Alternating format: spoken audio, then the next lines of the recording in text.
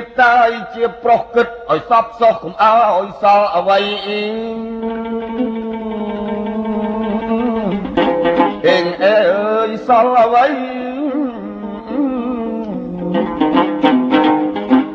បុះរៀនធរអាសត្រាបល័យបឡោកលោកកៃកំបីចន្លោះទៅ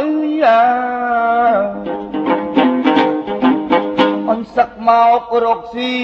ក៏កាយធរណីឲ្យកូនធ្វើជាក្រហមកុំកុហកជឿបុលបំណុលរំកោះច្រើនគេដាក់ខ្នោះអស់ស្រែចំកាយ